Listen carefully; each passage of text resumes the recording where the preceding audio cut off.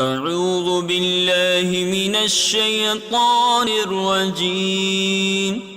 بسم الله الرحمن الرحيم.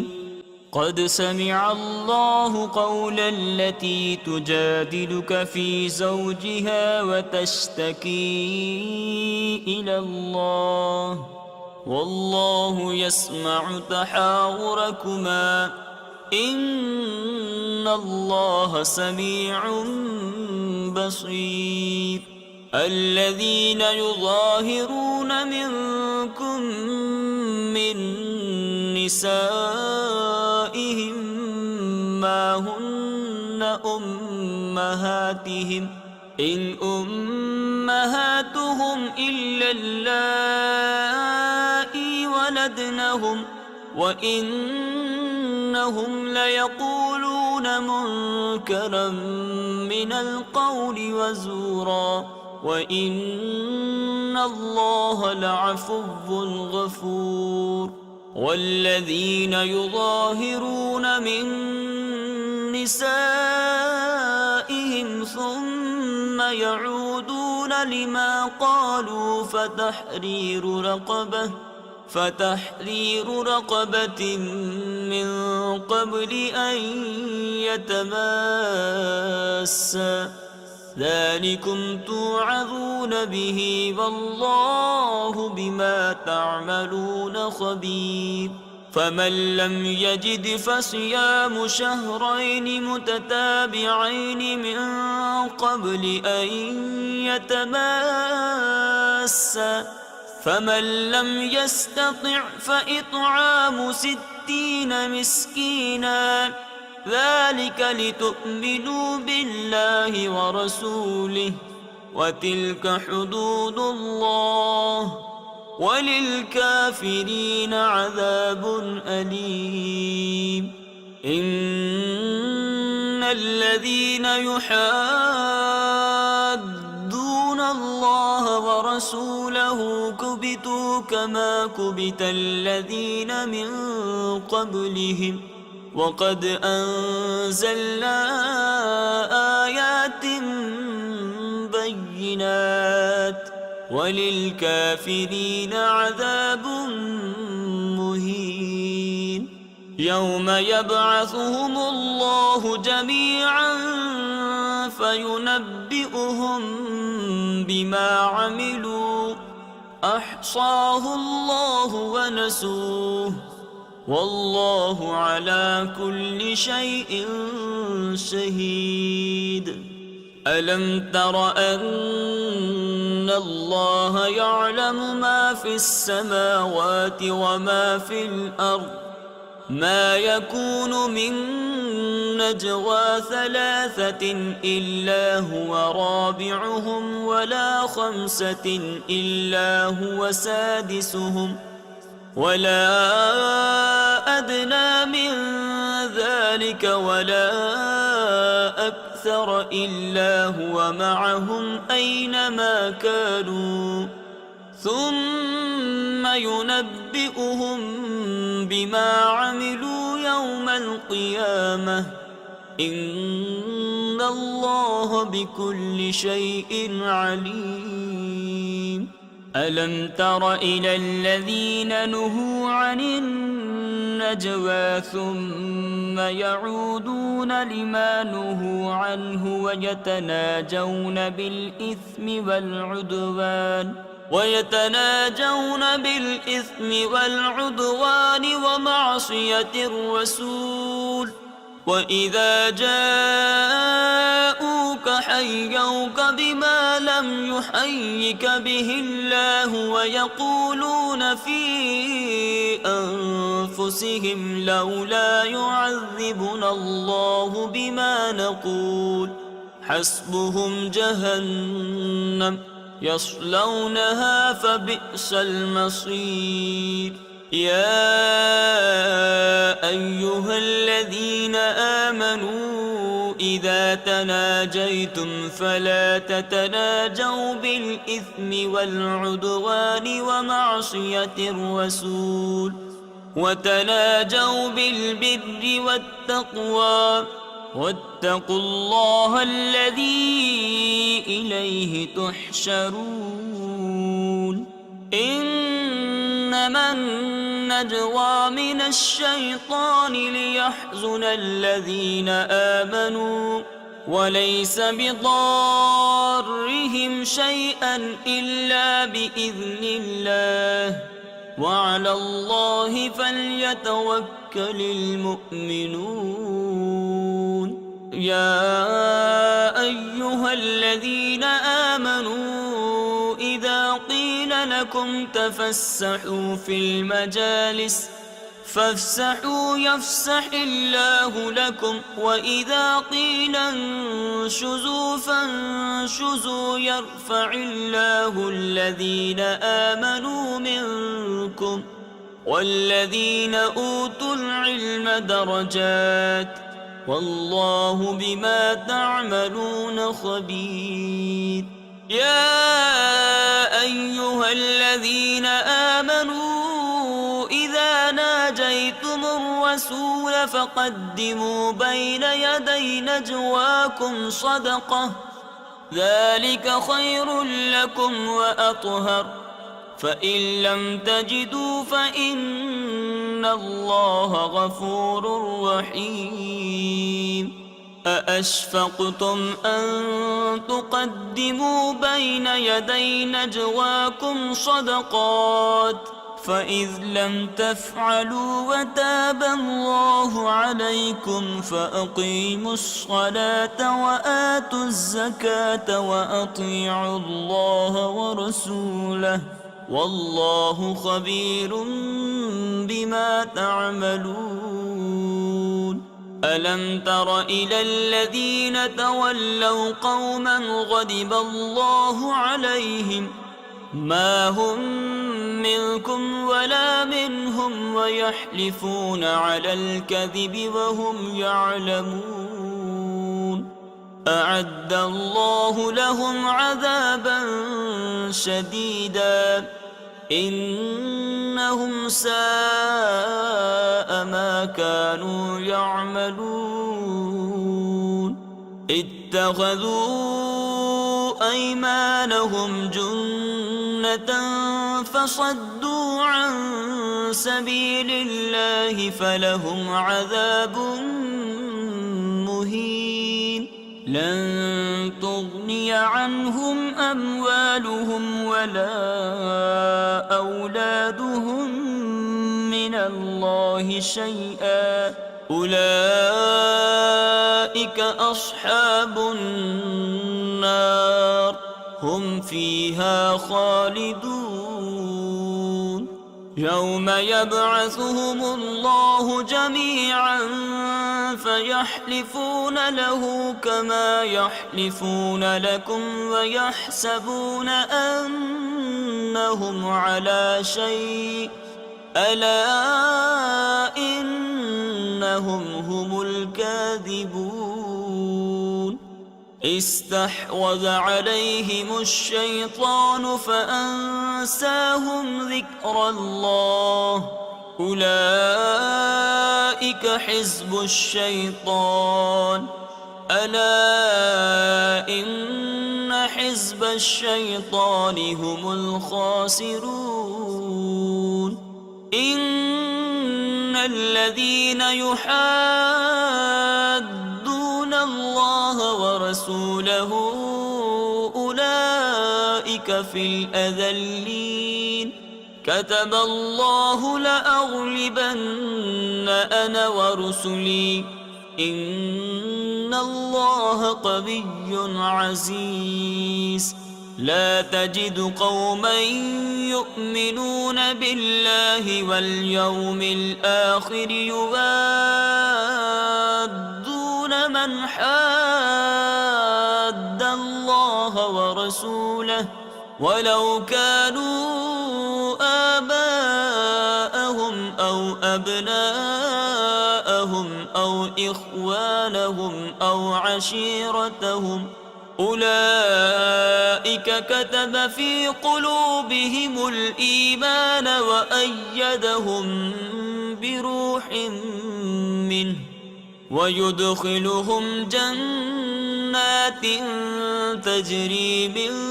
تحتها الأنهار خالدين فيها رضي الله عنهم ورضوا عنه أولئك حزب الله ألا إن حزب الله هم المفلحون. بسم الله الرحمن الرحيم. سبح لله ما في السماوات وما في الأرض وهو العزيز الحكيم. هو الذي أخرج الذين كفروا من أهل الكتاب من ديارهم لأول الحشر ما ظننتم أن يخرجوا وظنوا أنهم مانعتهم حصونهم من الله فأتاهم الله من حيث لم يحتسبوا وقذف في قلوبهم الرعب يخربون بيوتهم بأيديهم وأيدي المؤمنين فاعتبروا يا أولي الأبصار. ولولا أن كتب الله عليهم الجلاء لعذبهم في الدنيا ولهم في الآخرة عذاب النار ذلك بأنهم شاقوا الله ورسوله ومن يشاق الله فإن الله شديد العقاب. ما قطعتم من لينة أو تركتموها قائمة على أصولها فبإذن الله وليخزي الفاسقين. وما أفاء الله على رسوله منهم فما أوجفتم عليه من خيل ولا ركاب ولكن الله يسلط رسله على من يشاء والله على كل شيء قدير. ما أفاء الله على رسوله من أهل القرى فلله وللرسول ولذي القربى واليتامى والمساكين وابن السبيل كي لا يكون دولة بين الأغنياء منكم وما آتاكم الرسول فخذوه وما نهاكم عنه فانتهوا واتقوا الله إن الله شديد العقاب. للفقراء المهاجرين الذين أخرجوا من ديارهم وأموالهم يبتغون فضلا من الله ورضوانا وينصرون الله ورسوله أولئك هم الصادقون. والذين تبوأوا الدار والإيمان من قبلهم يحبون من هاجر إليهم ولا يجدون في صدورهم حاجة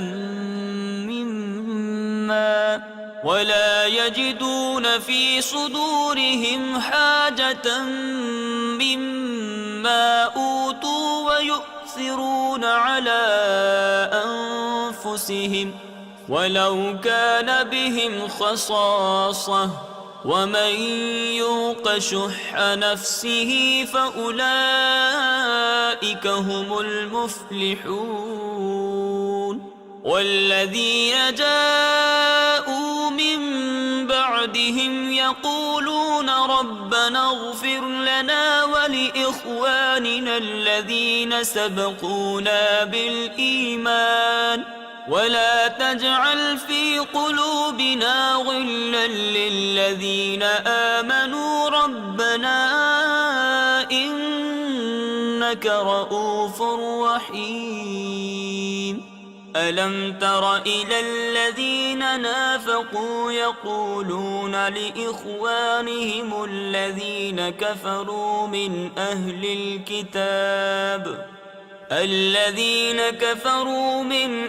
الكتاب لئن أخرجتم لنخرجن معكم ولا نطيع فيكم أحدا أبدا وإن قوتلتم لننصرنكم والله يشهد إنهم لكاذبون لئن أخرجوا لا يخرجون معهم ولئن قوتلوا لا ينصرونهم ولئن نصروهم ليولن الأدبار ثم لا ينصرون لأنتم أشد رهبة في صدورهم من الله ذلك بأنهم قوم لا يفقهون لا يقاتلونكم جميعا إلا في قرى محصنة أو من وراء جدر بأسهم بينهم شديد تحسبهم جميعا وقلوبهم شتى ذلك بأنهم قوم لا يعقلون كمثل الذين من قبلهم قريبا ذاقوا وبال أمرهم ولهم عذاب أليم كمثل الشيطان إذ قال للإنسان اكفر فلما كفر قال إني بريء منك إني أخاف الله رب العالمين فكان عاقبتهما أنهما في النار خالدين فيها وذلك جزاء الظالمين يا أيها الذين آمنوا اتقوا الله ولتنظر نفس ما قدمت لغد واتقوا الله إن الله خبير بما تعملون ولا تكونوا كالذين نسوا الله فأنساهم أنفسهم أولئك هم الفاسقون لا يستوي أصحاب النار وأصحاب الجنة أصحاب الجنة هم الفائزون لو أنزلنا هذا القرآن على جبل لرأيته خاشعا متصدعا من خشية الله وتلك الأمثال نضربها للناس لعلهم يتفكرون هو الله الذي لا إله إلا هو عالم الغيب والشهادة هو الرحمن الرحيم هو الله الذي لا إله إلا هو الملك القدوس السلام المؤمن المهيمن العزيز الجبار المتكبر سبحان الله عما يشركون هو الله الخالق البارئ المصور له الأسماء الحسنى يسبح له ما في السماوات والأرض وهو العزيز الحكيم بسم الله الرحمن الرحيم يا أيها الذين آمنوا لا تتخذوا عدوي وعدوكم أولياء تلقون إليهم بالمودة وقد كفروا بما جاءكم من الحق يخرجون الرسول وإياكم أن تؤمنوا بالله ربكم إن كنتم خرجتم جهادا في سبيلي وابتغاء مرضاتي تسرون إليهم بالمودة وأنا أعلم بما أخفيتم وما أعلنتم ومن يفعله منكم فقد ضل سواء السبيل إن يثقفوكم يكونوا لكم أعداء ويبسطوا إليكم أيديهم وألسنتهم بالسوء وودوا لو تكفرون لن تنفعكم أرحامكم ولا أولادكم يوم القيامة يفصل بينكم والله بما تعملون بصير قد كانت لكم أسوة حسنة في إبراهيم والذين معه إذ قالوا لقومهم إنا براء منكم ومما تعبدون من دون الله كفرنا بكم وبدا بيننا وبينكم العداوة والبغضاء أبدا حتى تؤمنوا بالله وحده إلا قول إبراهيم لأبيه لأستغفرن لك وما أملك لك من الله من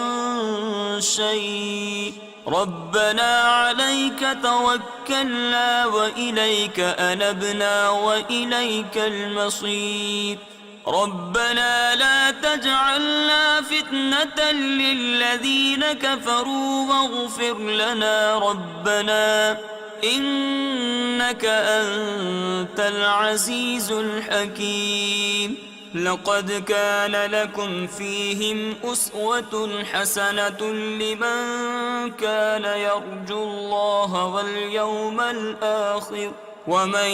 يتول فإن الله هو الغني الحميد عسى الله أن يجعل بينكم وبين الذين عاديتم منهم مودة والله قدير والله غفور رحيم لا ينهاكم الله عن الذين لم يقاتلوكم في الدين ولم يخرجوكم من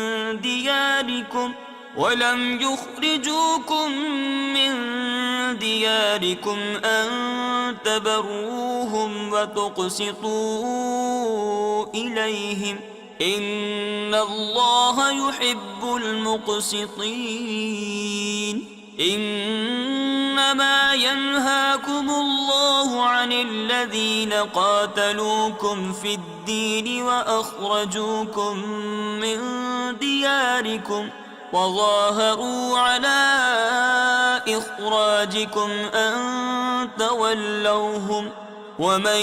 يتولهم فأولئك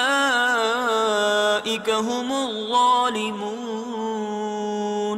يا أيها الذين آمنوا إذا جاءكم المؤمنات مهاجرات فامتحنوهن الله أعلم بإيمانهن فإن علمتموهن مؤمنات فلا ترجعوهن إلى الكفار لا هن حل لهم ولا هم يحلون لهن وآتوهم ما أنفقوا ولا جناح عليكم أن تنكحوهن إذا آتيتموهن أجورهن ولا تمسكوا بعصم الكوافر واسألوا ما أنفقتم وليسألوا ما أنفقوا ذلكم حكم الله يحكم بينكم والله عليم حكيم. وإن فاتكم شيء من أزواجكم إلى الكفار فعاقبتم فآتوا الذين ذهبت أزواجهم مثل ما أنفقوا واتقوا الله الذي أنتم به مؤمنون. يا أيها النبي إذا جاءك المؤمنات يبايعنك على ألا يشركن بالله شيئا ولا يسرقن ولا يزنين ولا يقتلن أولادهن ولا يأتين ببهتان يفترينه بين أيديهن وأرجلهن ولا يعصينك في معروف فبايعهن واستغفر لهن الله إن الله غفور رحيم. يا أيها الذين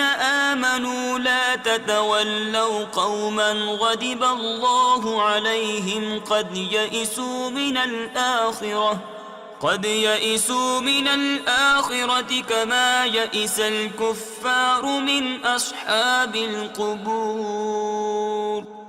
بسم الله الرحمن الرحيم. سبح لله ما في السماوات وما في الأرض وهو العزيز الحكيم. يا أيها الذين آمنوا لم تقولون ما لا تفعلون كبر مقتا عند الله أن تقولوا ما لا تفعلون. إن الله يحب الذين يقاتلون في سبيله صفا كأنهم بنيان مرصوص. وإذ قال موسى لقومه يا قوم لم تؤذونني وقد تعلمون أني رسول الله إليكم فلما زاغوا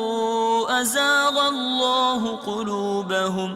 والله لا يهدي القوم الفاسقين.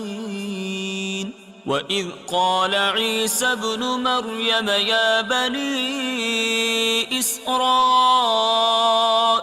إني رسول الله إليكم مصدقا لما بين يدي من التوراة ومبشرا برسول يأتي من بعد اسمه أحمد فلما جاءهم بالبينات قالوا هذا سحر مبين ومن أظلم ممن افترى على الله الكذب وهو يدعى إلى الإسلام والله لا يهدي القوم الظالمين يريدون ليطفئوا نور الله بأفواههم والله متم نوره ولو كره الكافرون هو الذي أرسل رسوله بالهدى ودين الحق ليظهره على الدين كله ولو كره المشركون يا أيها الذين آمنوا هل أدلكم على تجارة تنجيكم من عذاب أليم تؤمنون بالله ورسوله وتجاهدون في سبيل الله بأموالكم وأنفسكم ذلكم خير لكم إن كنتم تعلمون يغفر لكم ذنوبكم ويدخلكم جنات تجري من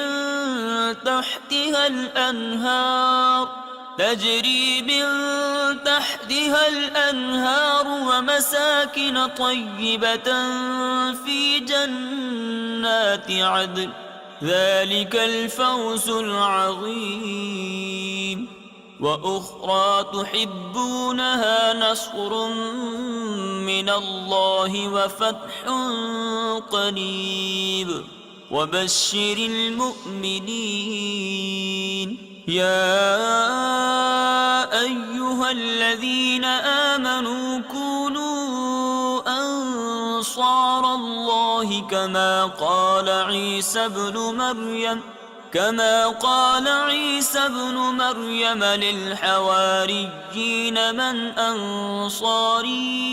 إلى الله قال الحواريون نحن أنصار الله فآمنت طائفة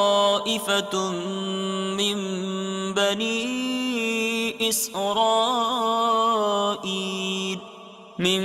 بني إسرائيل وكفرت طائفة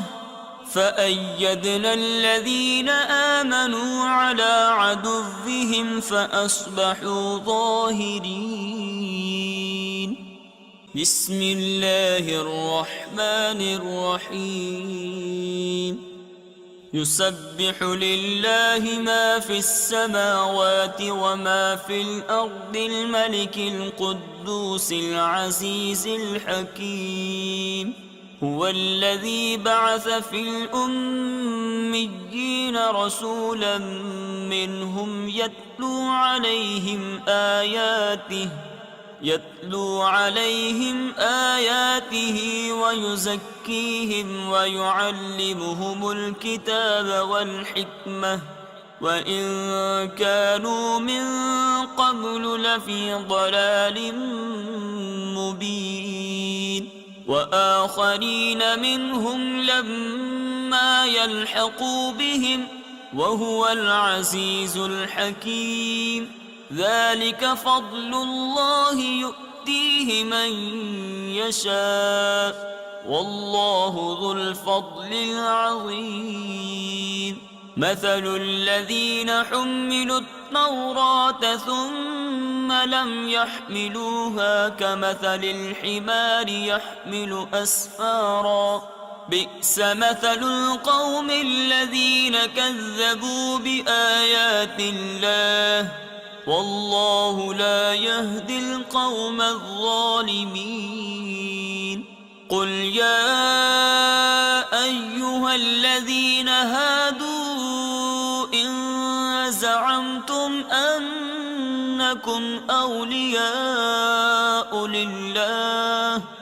إن زعمتم أنكم أولياء لله من دون الناس فتمنوا الموت إن كنتم صادقين ولا يتمنونه أبدا بما قدمت أيديهم والله عليم بالظالمين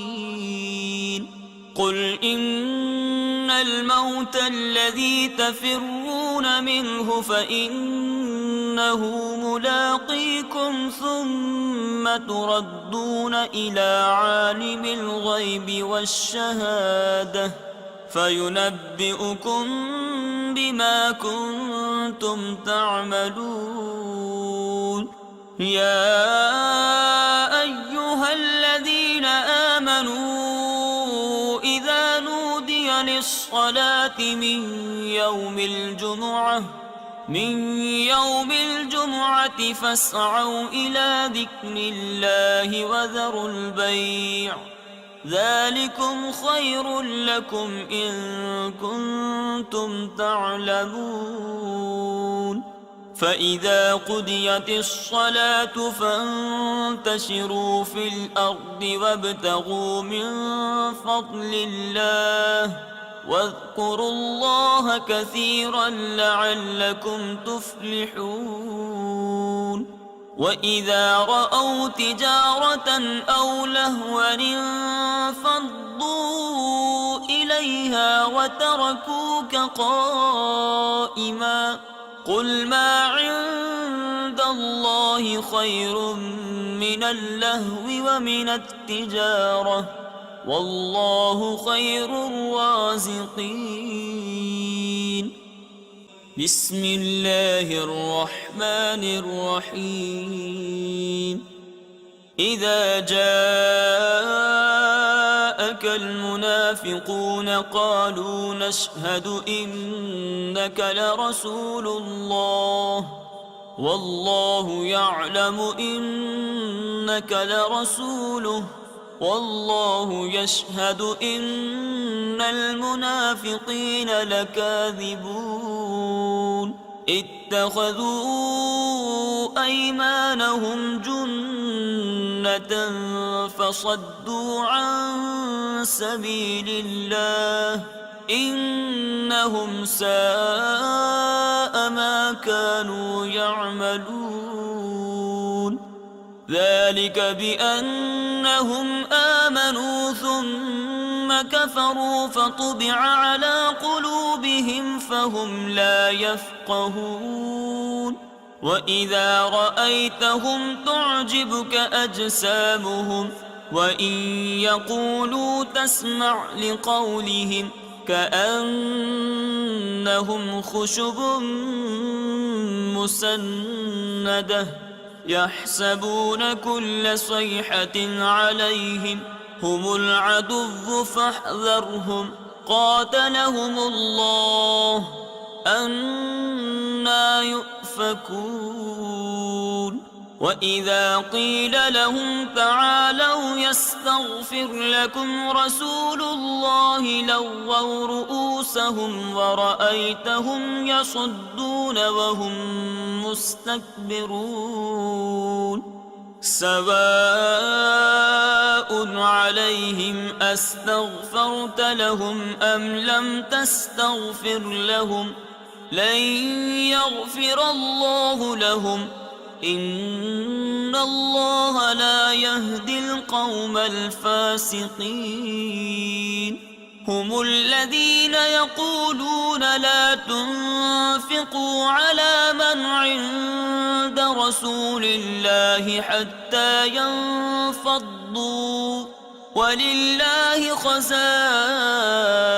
السماوات والأرض ولكن المنافقين لا يفقهون يقولون لئن رجعنا إلى المدينة ليخرجن الأعز منها الأذل ولله العزة ولرسوله وللمؤمنين ولكن المنافقين لا يعلمون يا أيها الذين آمنوا لا تلهكم أموالكم ولا أولادكم عن ذكر الله ومن يفعل ذلك فأولئك هم الخاسرون وأنفقوا مما رزقناكم من قبل أن يأتي أحدكم الموت فيقول رب لولا أخرتني إلى أجل قريب فأصدق وأكن من الصالحين ولن يؤخر الله نفسا إذا جاء أجلها والله خبير بما تعملون بسم الله الرحمن الرحيم يسبح لله ما في السماوات وما في الأرض له الملك وله الحمد وهو على كل شيء قدير هو الذي خلقكم فمنكم كافر ومنكم مؤمن والله بما تعملون بصير خلق السماوات والأرض بالحق وصوركم فأحسن صوركم وإليه المصير يعلم ما في السماوات والأرض ويعلم ما تسرون وما تعلنون والله عليم بذات الصدور ألم يأتكم نبأ الذين كفروا من قبل فذاقوا وبال أمرهم ولهم عذاب أليم ذلك بأنه كانت تأتيهم رسلهم بالبينات فقالوا أبشر يهدوننا فكفروا وتولوا واستغنى الله والله غني حميد زعم الذين كفروا أن لن يبعثوا قل بلى وربي لتبعثن ثم لتنبؤن بما عملتم وذلك على الله يسير فآمنوا بالله ورسوله والنور الذي أنزلنا والله بما تعملون خبير يوم يجمعكم ليوم الجمع ذلك يوم التغابن ومن يؤمن بالله ويعمل صالحا يكفر عنه سيئاته ويدخله جنات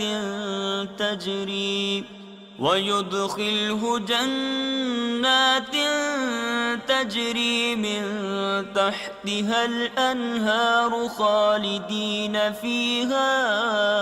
أبدا ذلك الفوز العظيم. والذين كفروا وكذبوا بآياتنا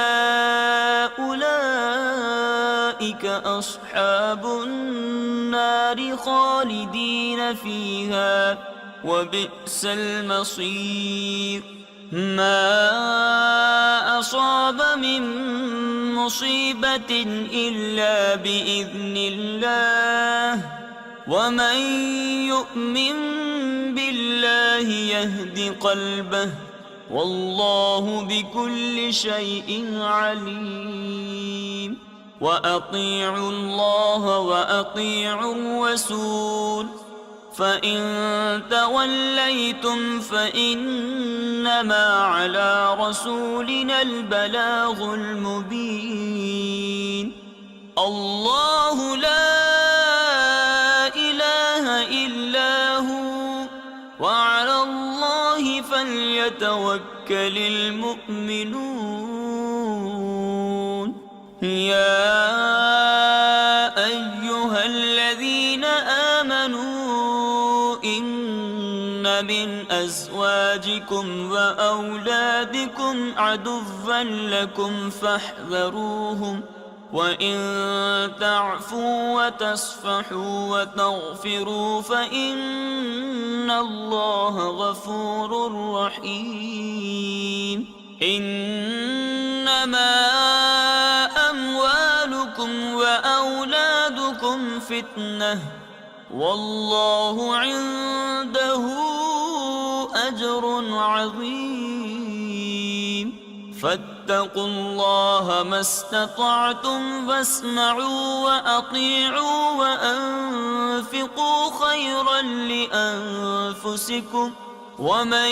يوق شح نفسه فأولئك هم المفلحون. إن تقرضوا الله قرضا حسنا يضاعفه لكم ويغفر لكم، والله شكور حليم. عالم الغيب والشهادة العزيز الحكيم. بسم الله الرحمن الرحيم. يا أيها النبي إذا طلقتم النساء فطلقوهن لعدتهن وأحصوا العدة، واتقوا الله ربكم لا تخرجوهن من بيوتهن ولا يخرجن إلا أن يأتين بفاحشة مبينة، وتلك حدود الله، ومن يتعد حدود الله فقد ظلم نفسه. لا تدري لعل الله يحدث بعد ذلك أمرا. فإذا بلغن أجلهن فأمسكوهن بمعروف أو فارقوهن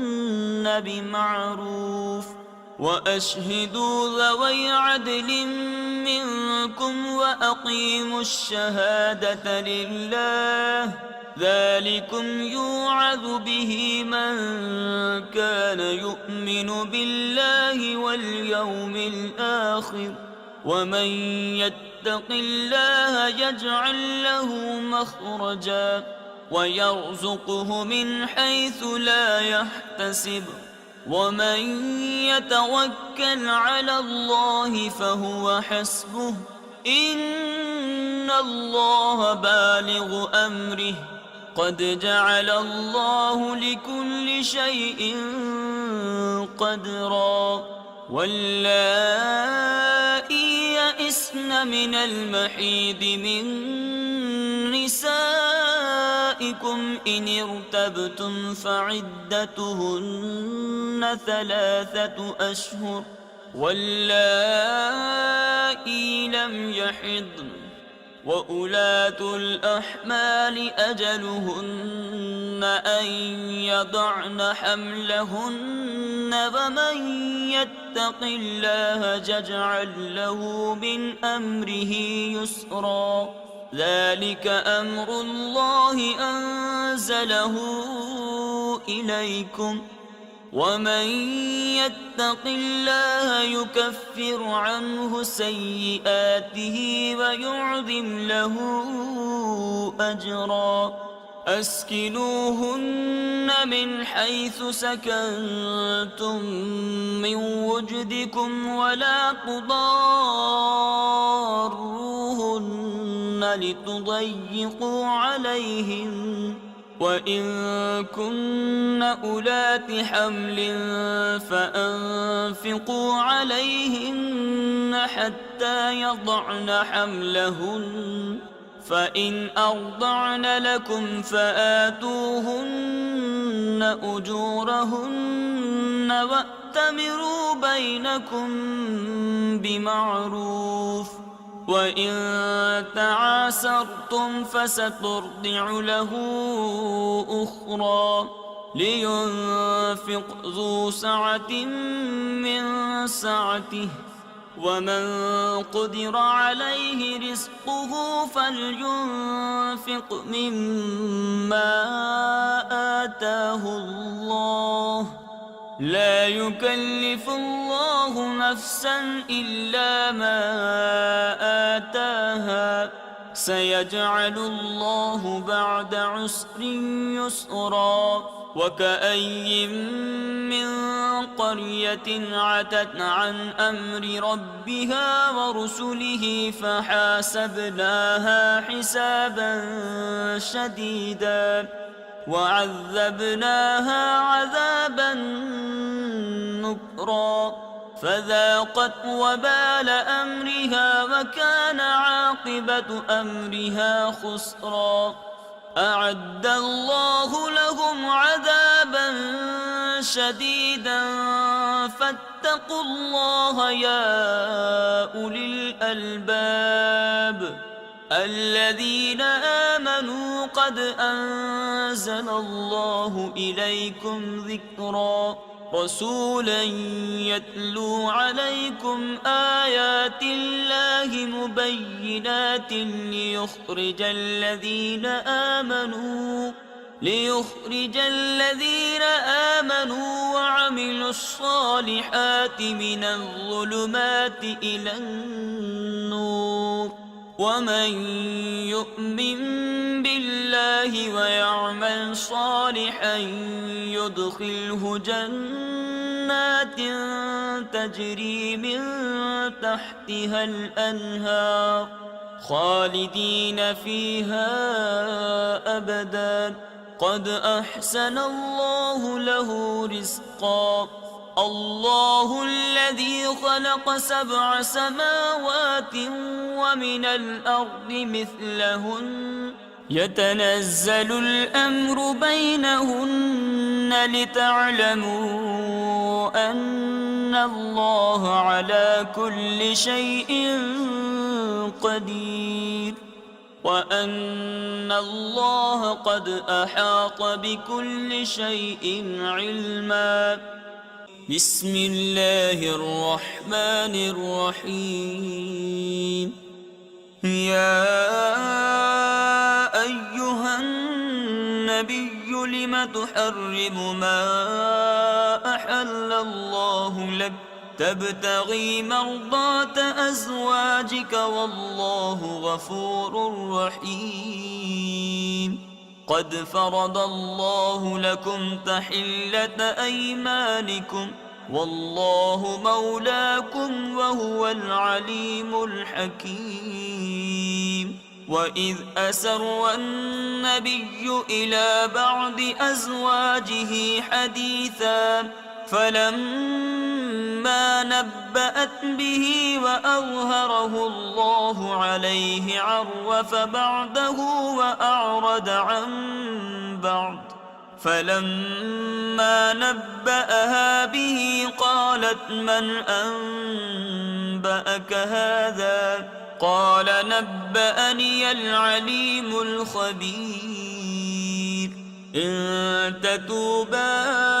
إلى الله فقد صغت قلوبكما وإن تظاهرا عليه فإن الله هو مولاه وجبريل وصالح المؤمنين والملائكة بعد ذلك ظهير عسى ربه إن طلقكن أن يبدله أزواجا خيرا منكن مسلمات مؤمنات قانتات تائبات عابدات سائحات ثيبات وأبكارا يا أيها الذين آمنوا قوا أنفسكم وأهليكم نارا وقودها الناس والحجارة عليها ملائكة غلاظ شداد لا يعصون الله ما أمرهم ويفعلون ما يؤمرون يا أيها الذين كفروا لا تعتذروا اليوم إنما تجزون ما كنتم تعملون يا أيها الذين آمنوا توبوا إلى الله توبة نصوحا عسى ربكم أن يكفر عنكم سيئاتكم ويدخلكم جنات تجري من تحتها الأنهار يوم لا يخزي الله النبي والذين آمنوا معه نورهم يسعى بين أيديهم وبأيمانهم يقولون ربنا أتمم لنا نورنا واغفر لنا إنك على كل شيء قدير يا أيها النبي جاهد الكفار والمنافقين واغلظ عليهم ومأواهم جهنم وبئس المصير ضرب الله مثلا للذين كفروا امرأة نوح وامرأة لوط كانتا تحت عبدين من عبادنا صالحين فخانتاهما فلم يغنيا عنهما من الله شيئا وقيل ادخلا النار مع الداخلين وضرب الله مثلا للذين آمنوا امرأة فرعون إذ قالت رب ابن لي عندك بيتا في الجنة ونجني من فرعون وعمله ونجني من القوم الظالمين ومريم ابنة عمران التي أحصنت فرجها فنفخنا فيه من روحنا وصدقت بكلمات ربها وكتبه وكانت من القانتين